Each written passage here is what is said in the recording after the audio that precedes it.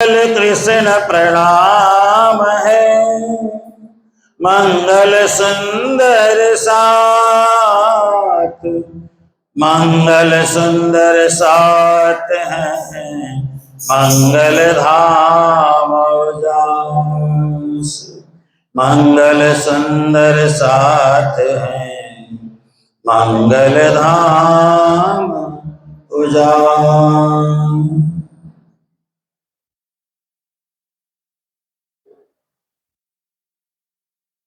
श्याम के चरणार बिंद, श्यामा के चरणार बिंद, श्याम के चरणार बिंद, श्यामा के चरण मेरे तो आधार राज्य, श्यामा के चरणार बिंद मेरे तो आधार राज्य, श्यामा मेरे तो आधार राज, श्यामा के चरणार बिंद मेरे तो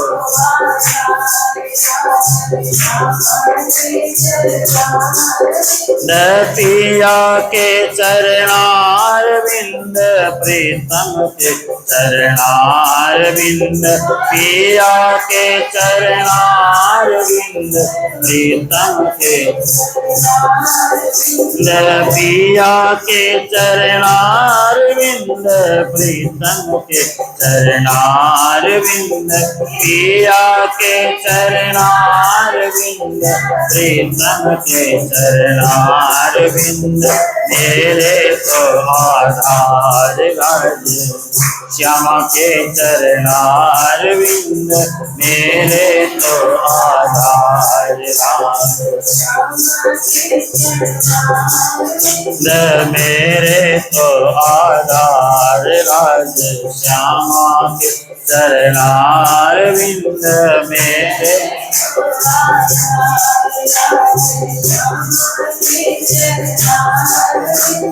सदगुरु के चरणार बिंद, श्री जी के चरणार बिंद, सदगुरु के चरणार बिंद, श्री जी के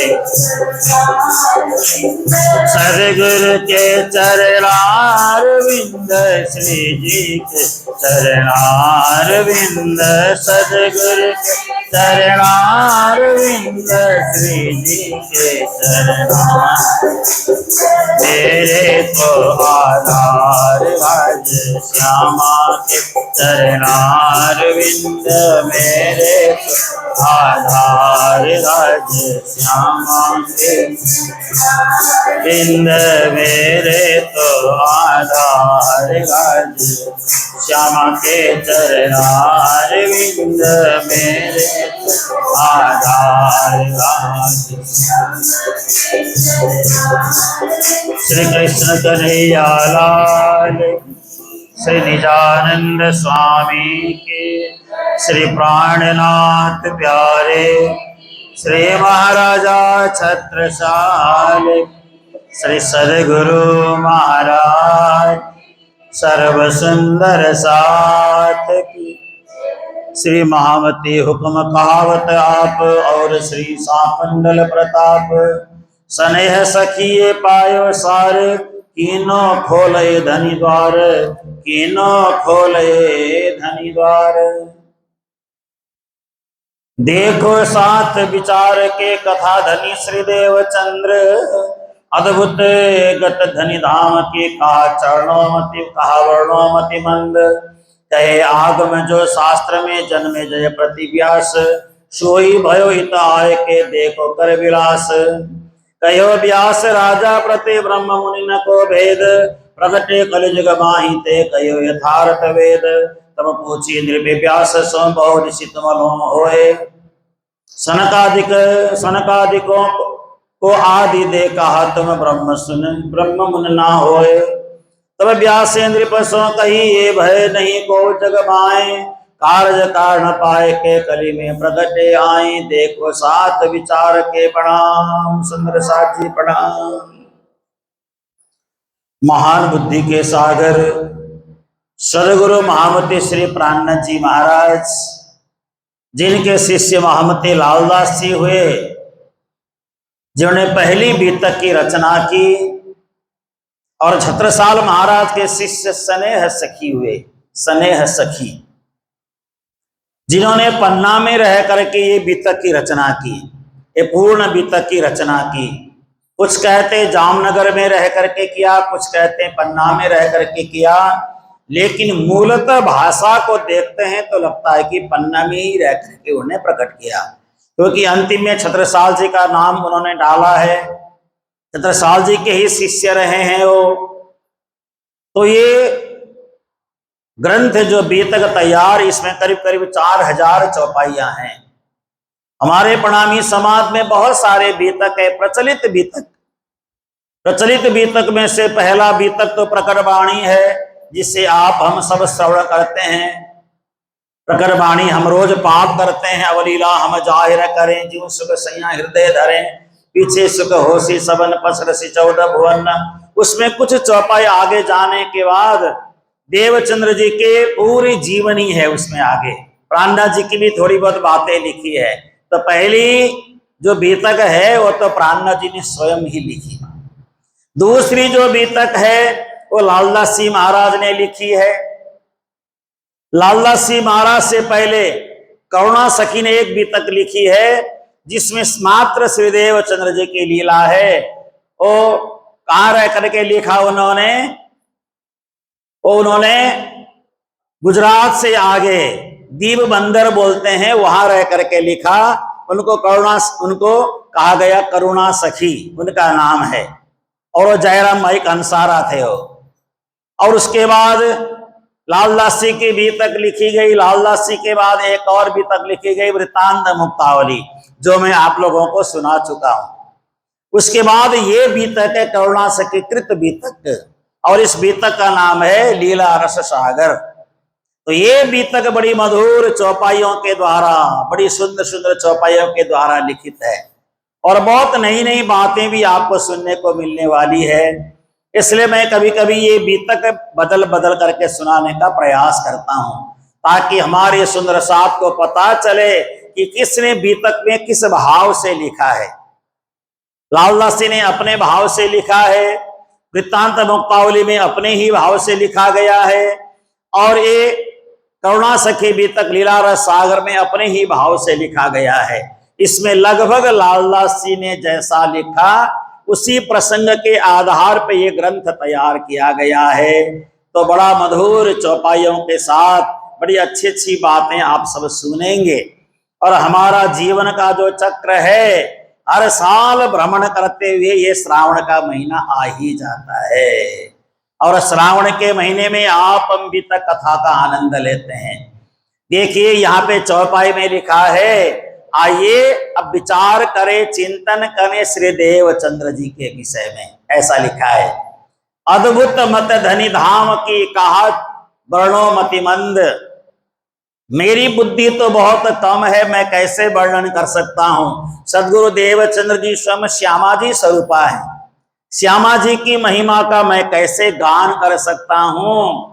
तो एक समय की बात है, व्यास जी और जन्मेजय में, जन्मेजय कौन है? राजा परीक्षित के पुत्र, और व्यास जी महाराज है ना। व्यास जी आज भी अजर अमर हैं, आज भी हैं व्यास जी महाराज, लेकिन हमें नजर नहीं आते हैं। तो एक दिन व्यास जी और जन्मेजय में आपस में संवाद हुआ, ज्ञान की चर्चा हुई। तो उस समय व्यास जी महाराज ने कहा, जन्मेजय ने पूछा, हे गुरु महाराज मुझे कृपा करके बताएं कैसे कैसे संत महात्मा दुनिया में हुए। तो उन्होंने सारी बातें बताई, बड़े सारे संत महात्माओं की महिमा के विषय में बताया, और अंत में जाकर के कहा, जब कलियुग इतने साल व्यतीत हो जाएंगे तो इस धरती में और भी दिव्य महापुरुष का आना होगा। तो उस समय जन्मेजय ने कहा कि अरे इतने संत महात्मा तो आ चुके, अब किनकी आवश्यकता आन पड़ी है, कौन आएंगे?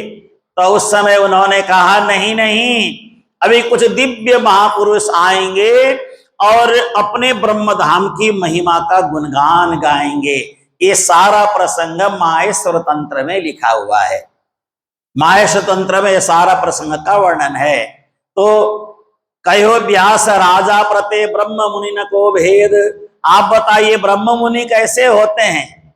तो आप ब्रह्म मुनि नहीं है? नहीं, हम भी ब्रह्म मुनि हैं, लेकिन हमसे ज्यादा ज्ञानी लोग आएंगे जो परमात्मा की महिमा का बखान करेंगे। और धन्य है वो कलियुग के लोग जिनको परमात्मा के धाम का, परमात्मा के लीला का, परमात्मा के विषय में हर एक जानकारी प्राप्ति हो जाएगी। कलियुग में प्रकट होंगे। जब 28वां कलियुग प्रारंभ होगा उस समय से दिव्य ब्रह्म मुनि प्रकट होंगे। तो सनकादिक ब्रह्म मुनि नहीं है? नहीं नहीं, सनकादिक भी ब्रह्म मुनि से कम नहीं है, लेकिन इस सनकादिकों को जो ज्ञान मिला है उससे भी ऊपर की ज्ञान की बातें करेंगे। जन्मेजय बड़े आश्चर्यचकित हो गए। तब व्यासे नृपसो कही वे भय नहीं को जगमाए। अब तक वे हुए नहीं है? नहीं नहीं, वो तो 28वें कलियुग में होने वाले हैं। और दिव्य ब्रह्म मुनि साधारण मनुष्य के रूप में प्रकट होंगे और परमात्मा के धाम की महिमा गाएंगे। उनके साथ हजारों आत्माएं धरती में आएंगी और हजारों आत्माएं आकर के धरती में जहां जहां चरण रखेंगे वहां वहां वो भूमि को पवित्र करेंगे, पावन करेंगे। ऐसे मुनि भी आने वाले हैं। तो वे क्या करेंगे, उनकी महिमा मुझे और बताइए। तो गंगा जी प्रतीक्षा करती हैं कि कोई ऐसे महापुरुष आए और मैं तो भार युक्त हो गई हूं। सब लोग आकर के मेरे में जल में स्नान करते हैं। गंगा है, जमुना है, नर्मदा है, सिंधु है, कावेरी है, ये सब बड़े पवित्र पवित्र नदियां, नर्मदा, ये सब। तो ये सब नदियों ने एक बार कहा भगवान से, हे परमात्मा, पापी लोग आकर के हम पर स्नान करेंगे तो हम तो बहुत अपवित्र हो जाएंगे, हम सारी नदियां, तो हमें पवित्र करने के लिए कौन आएगा?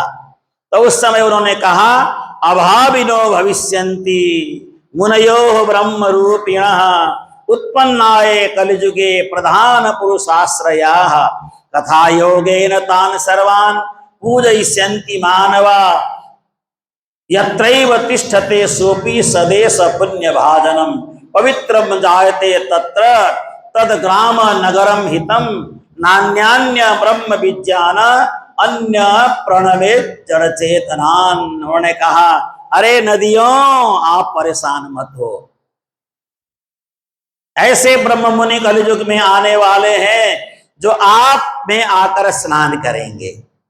तो आप में जो पाप जमा होगा ना, वो ब्रह्म मुनि अपने सिर पे ले जाएंगे।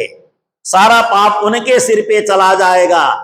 तो जन्मेजय ने कहा, तो पाप तो उन पे सिर पे चला जाएगा, तो पाप उन पे सिर पे जाएगा तो भस्म कैसे होगा? वो इतने शक्तिशाली हैं कि उनके सिर पे जो पाप जाएगा वो पाप भी मोक्ष को प्राप्त करेगा। श्री सद्गुरु महाराज की कथा योगेन तान सर्वान पूजयिष्यन्ति मानवा। और वो परम धाम की बातें करेंगे, निज धाम की बातें करेंगे, ब्रह्म ज्ञान की बातें करेंगे, श्री कृष्ण तत्व की महिमा का गान करेंगे, ब्रह्म ज्ञान की बातें करेंगे। और यत्रैव तिष्ठते सोपी, वो जहां जाकर के बैठेंगे वही तीर्थ बन जाएगा। बोलो श्री प्राणनाथ प्यारे की। देखिए, ब्रह्म मुनि ब्रह्म आत्माएं जहां जाकर बैठेंगे उसी स्थान को, चाहे कितना ही अपवित्र क्यों न वो भूमि, उसी को तीर्थ बना देंगे, वही तीर्थ बन जाएगा।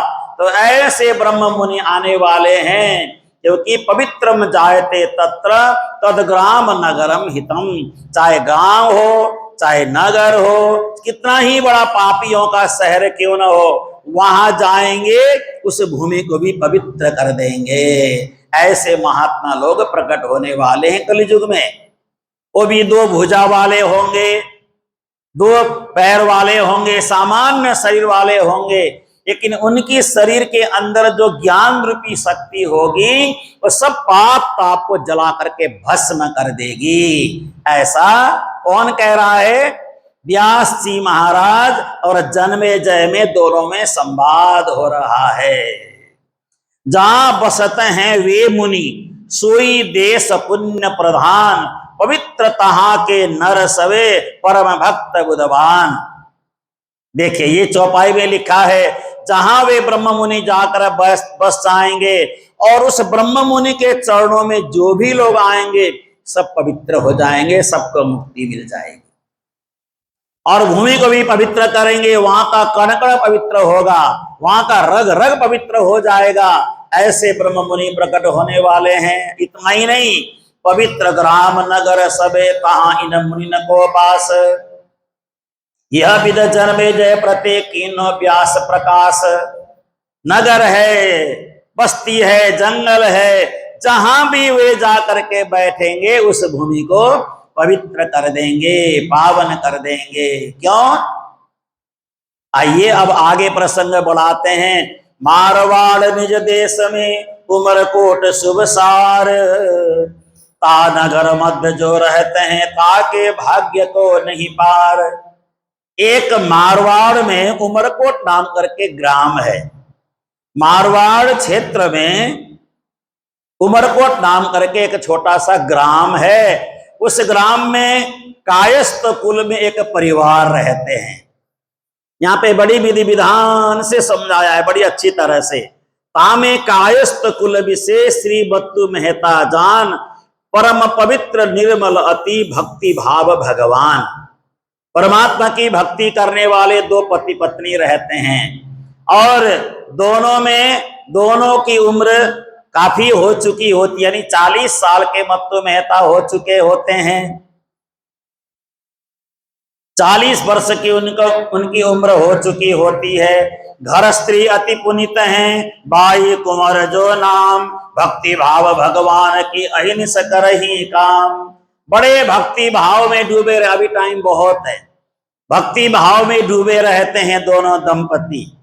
वहां पे साधु संत लोग आते हैं और बड़े दर्शन करते हैं, बड़े आनंदित होकर के जाते हैं। जो भी संत महात्मा आए उनको खाली हाथ नहीं भेजना चाहिए। अगर आपके घर में, आपके दर पे कोई साधु संत महात्मा आए, जो बने सिर झुका करके उनके हाथ में डाल दीजिए, बस। इतना करने में क्या जाता है, उनको कुछ बोलना नहीं, डांटना नहीं। और यही काम उनके घर में होता था। पति पत्नी दो एक चित्त, नहीं जो कलह व्यवहार, वेद विधि मापक चले करें सत्य आचार।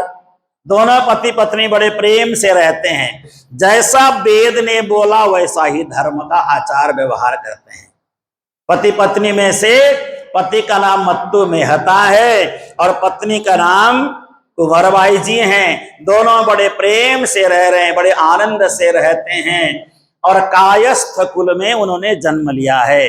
कायस्थ का मतलब होता है हमारे शरीर में रहने वाला परमात्मा। काय कहते हैं शरीर को, स्थ कहते हैं रहने वाला। तो कायस्थ जाति का मतलब होता है, ये आजकल लिखते हैं ना श्रीवास्तव, श्रीवास्तव शब्द आता है ना, श्रीवास्तव, ये कायस्थ जाति के लोग होते हैं। तो ये कायस्थ परिवार में जो परमात्मा के देह में है, परमात्मा ने सृष्टि प्रारंभ की, तो सृष्टि प्रारंभ करते समय जो काया में रहने वाला बाहर प्रकट हो गया पहले। तो परमात्मा ने, ब्रह्मा जी ने कहा कि कौन हो तुम? तो ब्रह्मा जी को उसने कहा कायस्थ ने, अरे मैं तो आपके काया में स्थित था, क्या आपने मुझे देखा नहीं? मैं आपके शरीर में ही था, आपने मुझे नहीं देखा? तो नहीं, मैंने तुम्हें तो नहीं देखा, तुम तो मेरे सामने सीधे ही आकर खड़े हो गए। मैं काया में ही रहने वाला परमात्मा हूं, मैं काया में रहने वाला ब्रह्म हूं, ईश्वर हूं, परमात्मा हूं, इसलिए कायस्थ यानी काय में रहने वाला हूं। तो उनको कायस्थ जाति दिया गया, कायस्थ जाति दी गई। और वो कायस्थ जाति की परंपरा में सबसे पहले किसका जन्म हुआ? किसका जन्म हुआ? मैंने वितक में बताया था हर साल। कायस्थ जाति के सबसे बड़े कौन हैं? चित्रगुप्त। चित्रगुप्त कायस्थ जाति के हैं, जो धर्मराज के पास रहते हैं ना। ब्रह्मा जी ने उनको ये जिम्मेदारी दी गई, तुम मेरी काया में थे तो जाओ तुम धर्मराज के पास बैठो और मनुष्य के पाप पुण्य का लेखा जोखा रखो, हिसाब किताब रखो। देखिए, अब हम जो पाप पुण्य करते हैं सबका हिसाब किताब कौन रखता है? कायस्थ रखता है। ये कायस्थ लोग हिसाब किताब में बड़े माहिर होते हैं। ये मुनियों का काम करते हैं, हिसाब किताब रखने का काम करते हैं। इसलिए तो कहा जाता है ना, बैठा प्रभु आकाश में लेकर कलम दवात, कागज पर वह लिखता है सबके मन की बात, सबके मन की बात। बैठा प्रभु आकाश में लेकर कलम दवात, अजी कागज पर वह लिखता रे सबके मन की बात, सबके मन की, सबकी बातें लिखता है। अगर हम मन में भी किसी के लिए पाप सोचेंगे ना, वो भी लिख लेगा। बड़ा खतरनाक है वो कायस्थ जो वहां ऊपर बैठा है, सबकी बातें लिखता है। और मन में कभी आ जाए मैं फलाने के घर में चोरी करूंगा, सोचते हुए फोटो भी खींच लेता है, रख लेगा वो। मन में भी बुरा सोचोगे तो आपके बॉडी के एक्शन के साथ फोटो क्लिक करके वह रख लेता है। और जब वहां पे कभी हम जाने का मौका ना मिले तो अच्छा है, कभी वहां ना जाए तो बहुत बढ़िया है, लेकिन जाने का मौका मिले तो कायस्थ जाति का जो बैठा है ना, ऊपर बैठा हुआ चित्रगुप्त, उसका नाम है गुप्त चित्र को भी खींचने वाला, वो बोलेगा आपने पाप किया, तो हम बोलेंगे नहीं किया। हम नहीं, पापी लोग, हम तो पापी नहीं है कोई भी, है ना। जो पापी लोग बोलेंगे हमने नहीं किया, अपने आप को क्यों पापी में गिने भाई, हमने पाप किया ही नहीं है ना। लोग इतना पाप करते हैं, दुनिया में इतना आतंक मचाते हैं, कैसे कैसे पापी लोग हैं दुनिया में। देखिए, हम तो मन से भी पाप नहीं सोचें, हाथों से भी कर्म से भी पाप नहीं करें, और पाप का मन में विचार भी ना आए हमारा। 3 प्रकार का पाप होता है ना, मानसिक पाप, शारीरिक पाप, दैहिक पाप, दैविक पाप। पाप की भी 3 विधाएं होती हैं, तो तीनों प्रकार के पाप हमें नहीं करना चाहिए। मन से सोचना भी चाहिए ना चाहिए, पाप के विषय में सोचना भी अच्छी बात नहीं है। तो वहां जब उसके सामने हम खड़े हो जाएंगे, धर्मराज महाराज भी खड़े होंगे वहां पे, दोनों खड़े होकर के बोलेंगे तुमने ये पाप किया था, तो उस समय हम बोलेंगे नहीं किया, हम नहीं, वो पापी लोग बोलेंगे नहीं किया, नहीं किया। तो बोलेंगे हाँ जी, आप लोग 12 जने इनका जवाब देना, किया नहीं किया। तो वहां पे 12 जने गवाही खड़े होते हैं, गवाही देने के लिए 12 जने खड़े होते हैं। तो 12 जने वहां पे जो खड़े होते हैं ना, वो कहते हैं हाँ हमने देखा था किया, तो आपको वहां जमा हो जाएगा। तो 12 जने कौन कौन है? 12 जने कौन है, कौन कौन है पता है? 12 जने कौन कौन वहां खड़े होते हैं? आदित्य चंद्रावनिलो नलश्च द्यौर्भूमिरापो हृदयं यमश्च अहस्त रात्रिश्च उभे च संदे धर्मस्य जानाति नरस्य वृत्तम। कौन कौन है देखो, याद रखना। आदित्य सूर्य, हम दिन में पाप करेंगे तो सूर्य भगवान देख लेते हैं। आदित्य चंद्रा, रात्रि में पाप करेंगे तो चंद्रमा देख लेते हैं। अनिल अनल, आग और हवा, ये भी देख लेते हैं। अनिल और अनल, हवा और पानी, है ना। आदित्य चंद्रा वनिलो नलश्च द्यौर भूमि आप। द्यो, द्यो कहते हैं आकाश को, भूमि कहते हैं जमीन को, आप कहते हैं जल को। हृदयम यमश्च, हमारा हृदय भी मन पाप करने के लिए रोकता है, वो भी वहां पे खड़ा होगा, हमारा हृदय भी खड़ा होगा, आत्मा भी खड़ी होगी, और साक्षात यमराज भी देखेंगे। अहश्च रात्रिश्च उभे च संदे, रात और दिन भी वहां पे खड़े होंगे गवाही देने के लिए। और उभे च संध्या, दोनों समय का संध्या काल भी उपस्थित होगा, सुबह की संध्या और शाम की संध्या। द्यौर्भूमि रापुरदम यमस और अस्त रात्रि उभे च संदे धर्मस्य जानाति नरस्य वृत्तम। देखो भाग गई, डर गई, पता चल जाएगा सबको बोल के पाप का। देखो नहीं, मैं मजाक कर रहा हूं, ऐसे ही है ना। तो ये 12 जने गवाही देने के लिए खड़े होते हैं। माता जी सुन रहे हो ना, पाप नहीं करना। तो ये 12 जने खड़े होते हैं, 12 जने खड़े होकर के फिर गवाही देते हैं। धर्मराज और चित्रगुप्त पूछेंगे पाप किया नहीं किया, बोलते नहीं किया नहीं किया नहीं किया, बिल्कुल नहीं किया। बोलेगा हाँ जी 12 जने आप जवाब दो, आपने तो 24 घंटे इस आदमी को देखा है। 24 घंटे देखते हैं ना ये 12 जने, हमें 24 घंटे हमारी निगरानी में रखते हैं। इनके पास 100 कैमरा है, सब किसके रखते हैं, सबकी। तो 12 जने जब खड़े होते हैं तो वहां पे सबकी गवाही 12 जने दे देते हैं। 12 जने एक साथ बोलेंगे किया किया किया किया, तो उठा करके सीधा नरक में डाल देंगे। 12 जने बोलेंगे कोई पाप इससे नहीं किया, तो यमराज क्या करेगा उनको पता है, मैंने गलती से आपको पकड़ करके लाया है, उस भक्त के पैरों में हाथ लगा करके सीधा भगवान के धाम में भेज देगा। बोले वृंदावन बिहारी लाल की। तो अब हमें क्या करना चाहिए, पाप करना चाहिए ना, क्योंकि पाप किए बगैर हमारा मोक्ष नहीं हो सकता। इसलिए जितना बन सके पाप करो, पाप करेंगे नहीं तो मुक्ति कैसे मिलेगी। इसलिए तो तुलसीदास जी ने कहा है पाप करे बिना गति नहीं, पाप करो दिन रात, पाप करे तो हरि मिले, और पाप करो दिन रात, है ना, पाप करे बिन गति नहीं, पाप करो दिन रात, पाप करे तो हरि मिले, पाप करे दिन जात। अब हमको क्या करना है, दिन रात पाप करना है। कैसे पाप करना है, पा कहते हैं पैर को, पा का मतलब होता है पैर। पा पकड़े बिना गति नहीं, सदगुरु के पांव को पकड़े बगैर गति नहीं है। देखो मैंने कहा ना पाप करो, ये तो पाप है।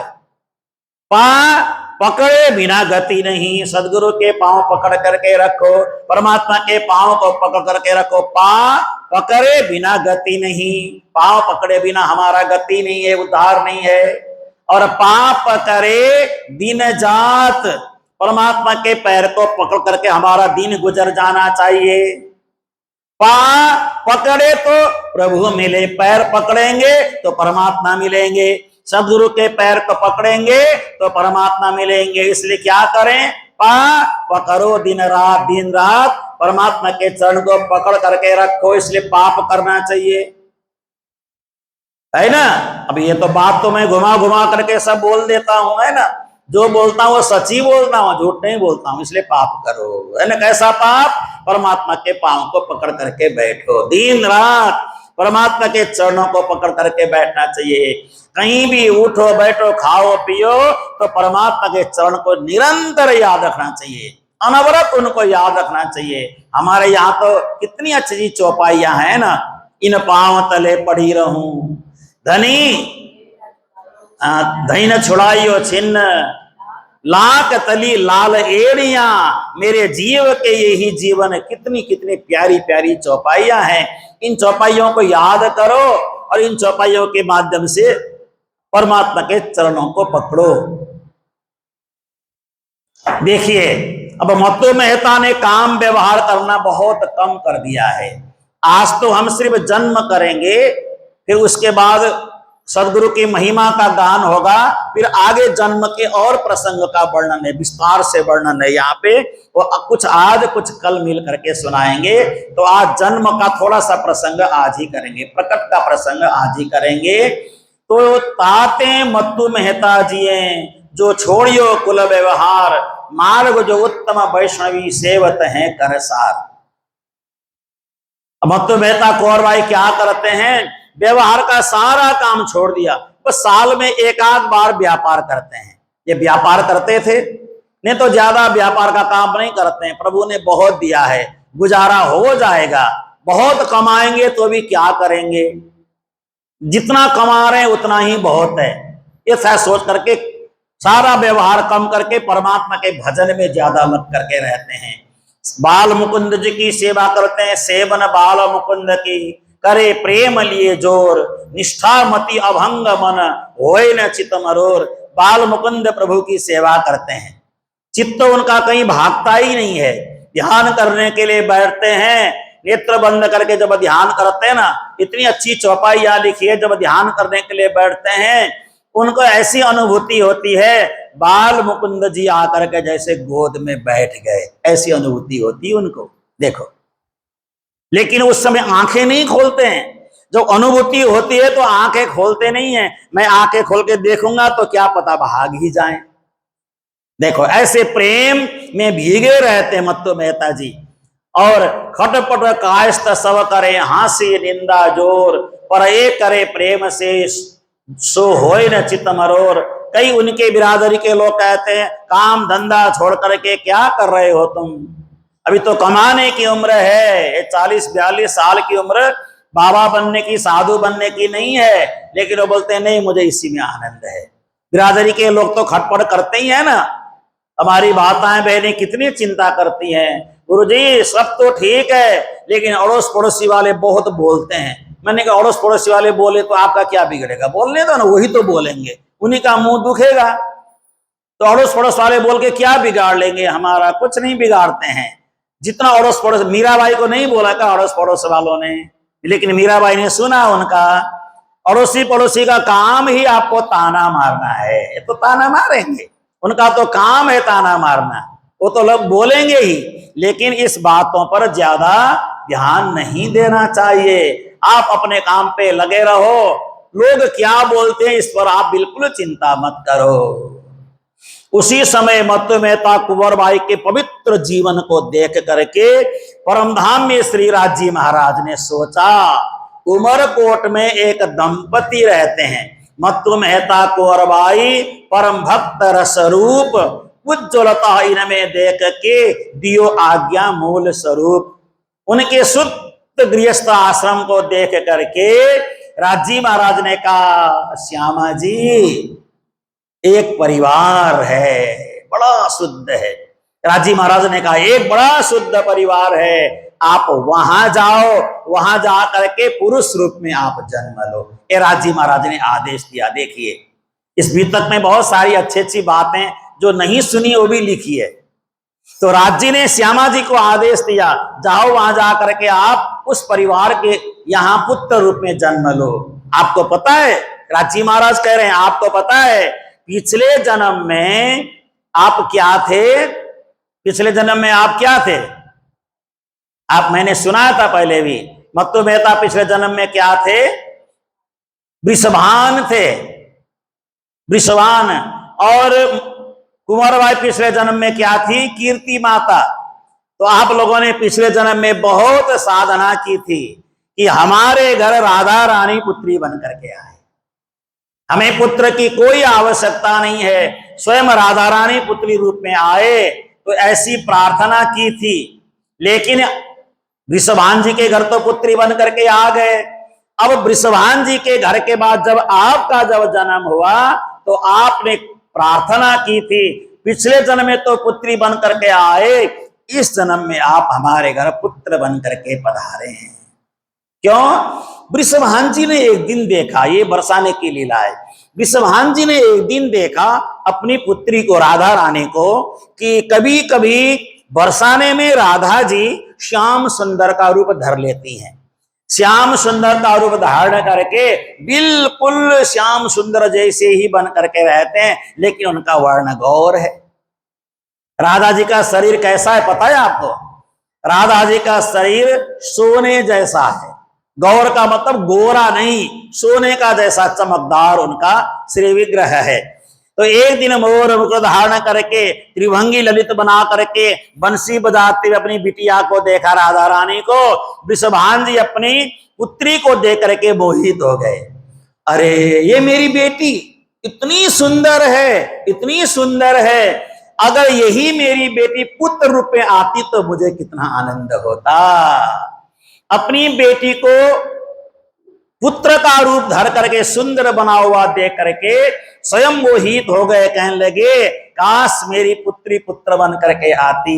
तो राधा जी ने कहा उसी समय मन ही मन, अगली बार जरूर मैं पुत्र बन करके आपके पास आऊंगी, लेकिन आपका शरीर अलग होगा।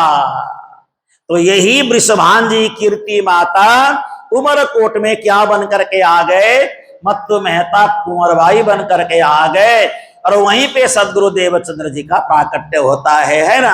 ये सारी पूर्व घटनाएं हैं, पूर्व घटनाएं। तो राजी महाराज ने श्यामा जी को आदेश दिया, तो श्यामा जी ने फिर टेढ़ी नजर से देखा किसको? सुंदरबाई को देखा। सुंदरबाई को देख करके कहा, हे सुंदरी सखी, आप मेरी सेवा करती हो दिन रात, मैं अपनी सारी शक्ति आप में प्रवेश कराती हूं, आप जाकर के मत्तु मेहता कुंवरबाई के यहाँ पे जन्म ले लेना। देखो, अब सुंदरबाई की आत्मा श्यामा जी के सारी शक्ति को लेकर के कहा आ गई है? मत्तु मेहता जी के घर में आ रही हैं। यह आज्ञा श्री राज की, लियाओ जब आवेश, बाई कुंवर के अंग में कीनो तुरंत प्रवेश। तो शक्ति रूप में उन्होंने वहां पे शरीर में प्रवेश किया तो ऐसा लगा जैसे कोई आवेश उनको आ रहा है। जैसे ही श्यामा महारानी की शक्ति देवचंद्र जी में आई और देवचंद्र जी यानी सुंदरबाई आकर के कुंवरबाई के देह में प्रवेश कर गई, तो उसके बाद उनको बहुत आनंद आने लगा, बहुत ज्यादा ही आनंद की अनुभूति होने लगी। सुपन भी से देखने लगी ब्रज के लीला जो है।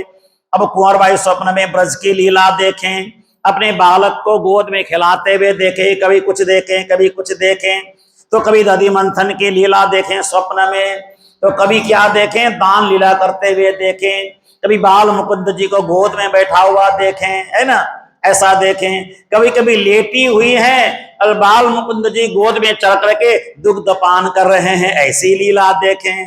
बड़ी अद्भुत अद्भुत लीला। धाम धनी धनी जी हमारे, धाम धनी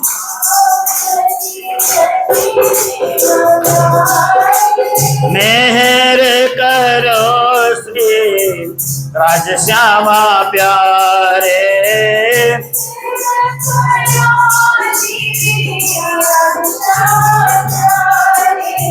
धाम धनी धनी जी हमारे,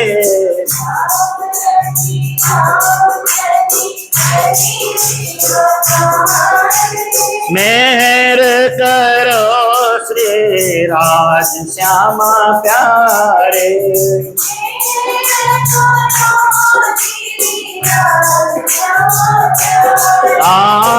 मेहर करो श्री धाम धनी प्यारे, मेरे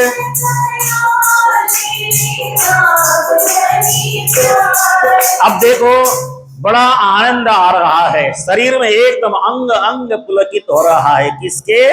माता कुंवरबाई जी के।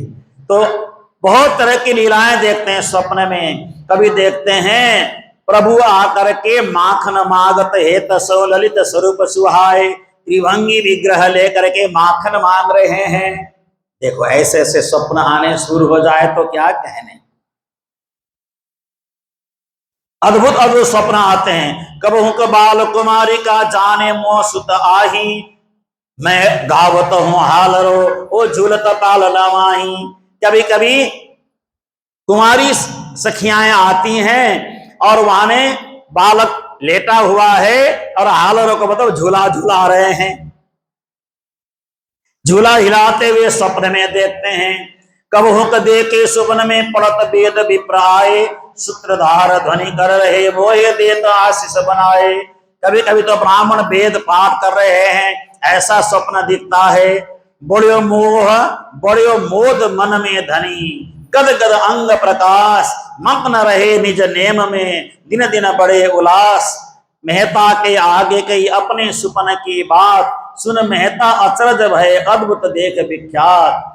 तो मेहता साहब को यानी मेहता जी को पति अपने पति को ये सारी घटनाएं बताते हैं। ये विक्रम संवत 1637 की घटना है। 1637 में ये सारी घटनाएं होने लगी तो बड़े अचंभित हो जाते हैं मत्तु मेहता। और ब्राह्मणों को बुलाया, ब्राह्मणों को बुला करके पूछा, कई सारी बातें पूछी। तो ये सारी बातें पूछने पर ब्राह्मण लोग भी अपने अपने ढंग से सारी बात बताते हैं। तुम्हारे घर ये होने वाला है, कुछ अद्भुत होने वाला है।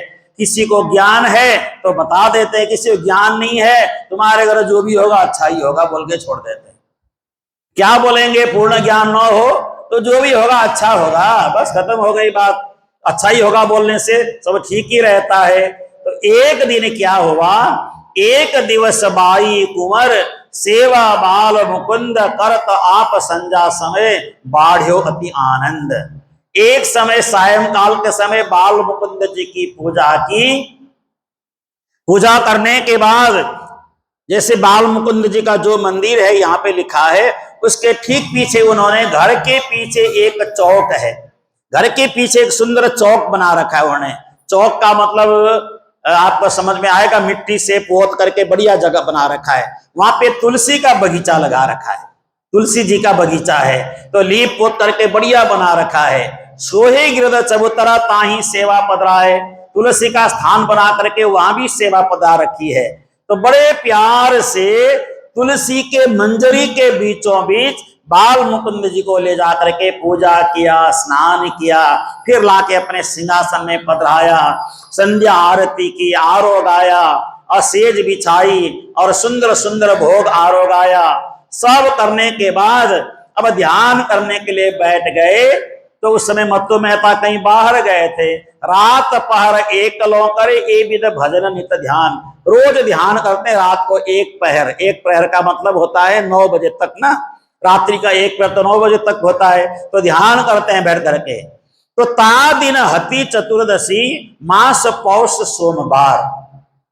चतुर्दशी का दिन, पौ का महीना और शुक्ल पक्ष, चामनी तिथि और पहर प्रथम प्रहर। तो वहां पे अचानक उन्होंने क्या देखा, तब देखियो जो प्रकाश को दसों दिशा सब एह, तेज पुंज ऐसो उठ्यो बरत्यो सुख अति देह। कोई तेज पुंज सामने से ऐसे चक्कर काटते हुए आ रहा है। आकाश से चंद्रमा अपने तेज पुंज के साथ ऐसे घूमते घूमते घूमते घूमते आ रहे हैं। फिर देखियो एक बिंब को लग्यो जाए आकाश, कहां से चलियो जो चंद्रमा आयो हमारे पास। एक तेज पुंज चंद्रमा वहां से आया और आकर के सीधा उनके नजदीक आया। नजदीक आते ही वो घबरा गई, घबरा कर कैसे मुंह खोल के देखने लग गई। उसी मुंह से चंद्रमा प्रवेश हो गया, मुंह से चंद्रमा प्रवेश हो गया। वो घबरा गई, इतना बड़ा चंद्रमा मेरे मुंह से प्रवेश हो गया, अब क्या होगा। उसी समय वो बेहोश होकर के गिर गई, मूर्छित हो गई। तब पड़ी धूम भूम मूर्छाए के सुदन रही लवलेश, बेहोश हो गई। कुछ समय बाद मत्तु मेहता जी आए। मत्तु मेहता जी ने देखा अपनी धर्मपत्नी को बेहोश पड़ी हुई है, क्या हो गया, घबरा गए। तो उनको पानी का छींटा मारा, उनको हिलाया डुलाया, तो उनको होश आया। होश आने के बाद घबरा करके उन्होंने कहा, हे आर्यपुत्र, आज मेरे मुंह में चंद्रमा आकर के समा गया। ये सामने देखते देखते 9 बजे के समय सायंकाल को पूजा पूरी करके मैं तो ध्यान में बैठी थी, चंद्रमा आकर के मुख में समा गया। कैसे समाया, यूं फिरी जू रथ यह चंद्र को करो पुण्य कुछ दान, तो बीते दोष यह चंद्र को परम कृपा नहीं जान। चंद्रमा सीधा रथ के साथ ही जैसे बैठ के आए और मेरे मुंह में समा गए। ब्राह्मणों को पूछा तो ब्राह्मणों ने कहना शुरू किया, कुछ लगता है अच्छे जानकार नहीं थे ब्राह्मण, ये बातों से लगता है। ओहो, तुम्हारे पास तो चंद्र दोष लग गया, दान पुण्य करो। ब्राह्मण बोलते हैं ना दान पुण्य करो, तो बोलते ही हैं आपको ये दान करना पड़ेगा, ये करना पड़ेगा, ये करना पड़ेगा, ग्रह दोष सारे छूट जाएंगे।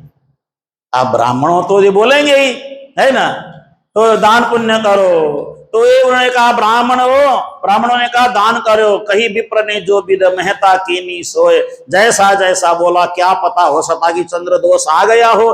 चंद्र दोष आने से भी कभी परेशानी होती है। ऐसा सोच करके जो भी दान पुण्य ब्राह्मणों ने कहा सब कुछ कर दिया। लेकिन अब दिन दिन उनके कोख में बाईं ओर दर्द उठने लगा, या बाईं ओर लिखा है, बाईं ओर दर्द उठने लगा। इतना जोर का दर्द उठता है, कभी कभी पीड़ा सी होने लग गई। हाँ, हमने कहा था ना चंद्र दोष हो गया है, ये चंद्र दोष है। ये दर्द तभी खत्म होगा जब चंद्र दोष समाप्त होगा। तो दिन दिन रंग बढ़तो चलो, चली लीला करी लीला दर्शी बनाए, ब्रज लीला और रास की मानो मोह पर आए। तो ब्रज की लीला रास लीला उनको दिखने लग गई और दरवाजे में देवता खड़े हैं, देवता खड़े होकर प्रार्थना कर रहे हैं, ऐसे दृश्य उनको दिखने लगे। ऐसा करते करते संवत 1638 में आश्विन महीना जान चतुर्दशी गुरुवार शुभ शुक्ल पक्ष पहचान। अब देखिए विक्रम संवत 1638 को आश्विन का महीना और चतुर्दशी की तिथि, गुरुवार का दिन, शुक्ल पक्ष का समय है। उसी समय क्या हुआ, करी आज्ञा मूल स्वरूप ने श्री श्यामा जी सोए, श्री सुंदर बाई की वासना कही धनी ने जोए। जो सुंदर बाई की वासना आएगी ऐसा बोल रखा था, वही चतुर्दशी के रात की 3 पहर गई जाम, पहर एक बाकी रही तब प्रगटे सुंदर श्याम। बोलो श्री कृष्ण कन्हैया लाल की, निजानंद स्वामी की, श्री सदगुरु महाराज की। ऐसे मौके पे श्याम सुंदर यानी सदगुरुदेव चंद्र जी महाराज प्रकट हो गए। सदगुरुदेव चंद्र जी महाराज प्रकट हो गए, बड़ा आनंद उत्सव होने लगा, मंगलाचार बधाइयां गाने लगी, बधाइयां गाने लग गए सब। घर घर हर्ष बधावने, तोरण बांधे द्वार, मंगल गावे माननी साजे सकल श्रृंगार। बड़ा सुंदर श्रृंगार का सजावट होने लगा, मंगल गान गाने लगे, विप्रों को बुला करके दान करना शुरू किया, सुबह घड़ी सुबह लग्न दिखाया। जो शास्त्र में लिखा है वो सारी बातें प्रकट हो गई। बाजत बधाई द्वार में, याचक भरे दरबार, दीने दान मेहता सबन, जय जय शब्द उच्चार। मेहता जी दान लुटाने लगे, सब बांट बांट करके। जिनके घर में साक्षात श्यामा जी पधार गई हैं उनको किस चीज की कमी रहेगी। जय जय सुर नर सब करें, ब्रह्मा शिव भगवान, अद्वैत अखंड स्वरूप जो सो प्रगट्यो हितान। जो अखंड स्वरूप है आकर के प्रकट हो गए, सब जयकारे लगा रहे हैं, सब जय जयकार हो रहा है। जेहि विद लीला इन करी, बाल स्वरूपी दोए, बाल स्वरूपी होए। सो सतगुरु कृपा से कहता हूं, सुनो सात निज सोए। श्री महामत हुक्म कहावत, साकुंडल दियो लखाए, सनय सखी पिया चरण पे, वारी वारी बलि जाए। आज ये स्नेह सखी सदगुरुदेव चंद्र जी के प्राकट्य के अवसर पर वारी वारी जाती है और जाकर इनके चरणों में लोट पोट हो जाती है। ऐसा कहते हुए स्नेह सखी ने बड़ी भारी महिमा गाई है। अभी तो मात्र प्रकट का प्रसंग ही मैंने सुनाया है, शेष प्रसंग बहुत सारा है सदगुरु की महिमा का, ये सारा कल आप लोगों को सुनाएंगे। अभी के प्रसंग को हम पर यहीं पर विराम दे रहे हैं। अभी तो मात्र प्राकट्य का प्रसंग है, आगे की बहुत सारी लीलाएं हैं। अब यहाँ पे एक संवाद आता है, शिव पार्वती संवाद। देवचंद्र जी के प्रकट होने के अवसर पर सदगुरु की महिमा का संवाद जो माहेश्वर तंत्र में लिखा है उसको यहाँ उद्धृत किया हुआ है, वो सब आप लोगों को कल में सुनाऊंगा। तो बड़े आनंद से सब सुनेंगे सदगुरु की महिमा और आगे देवचंद्र जी के प्राकट्य के समय क्या क्या हुआ वो सारा प्रसंग कल आप श्रवण करेंगे। अभी के प्रसंग को यहीं पर विराम दे रहे हैं। एक दो जयकार लगाएं, बधाई भी कल गाएंगे।